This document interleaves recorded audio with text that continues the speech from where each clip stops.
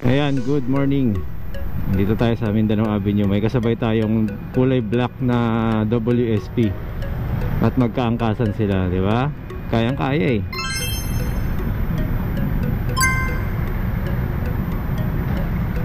Parang ang taas lang nung sa center stand.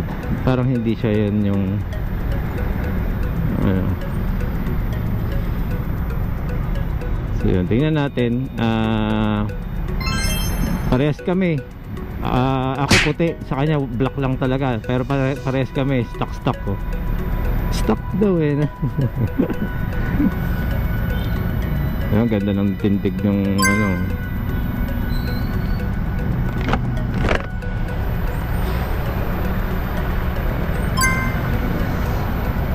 Ayan o.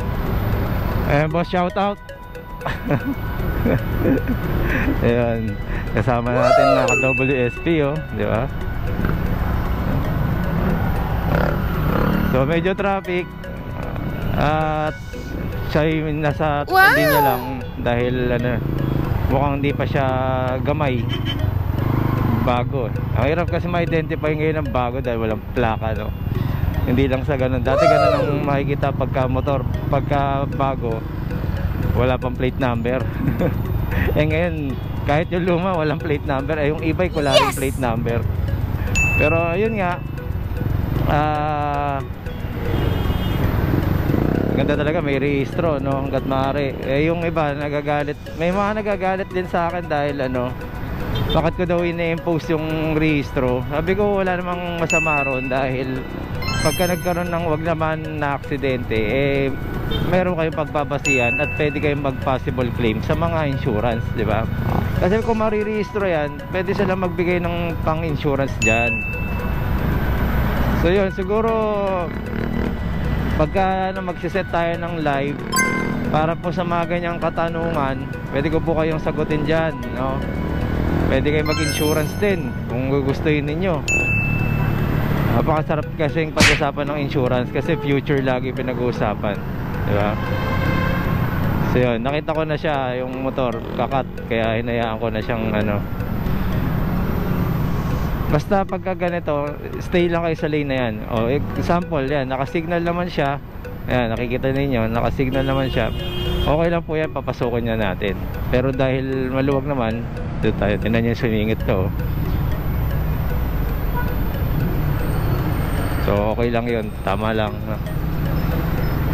Kakanan siya, kaya pipilit niya talaga sa kanan siya. So tamang pwestuhan din, di ba? Ayoko sanang sumingit, kaya lang mainit. Ayan, legal officer. Ayan. Okay, Mindanao Avenue Congressional intersection or stoplight.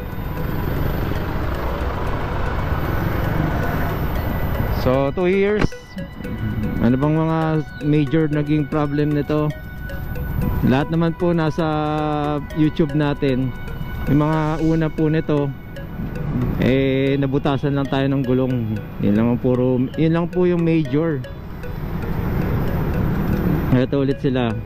So tamang chill ride lang tayo. Tingnan nyo, tama rin po yan, naka helmet, di ba? So sana makasama natin sila sa ano, sa mga tambike. Ayan, so featuring natin.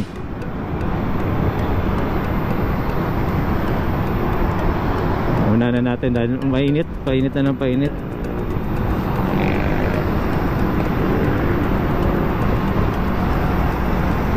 Balik na natin sa 1. Nag-2 tayo para mabilis lang yung arangkada, pero tumatakbo pa rin ito ng 40 plus pagka kahit naka speed 1. So mas gusto ko yung matipid sa battery.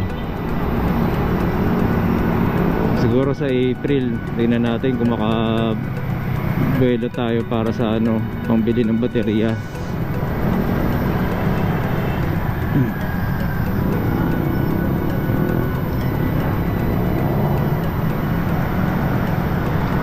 May mga lubak-lubak.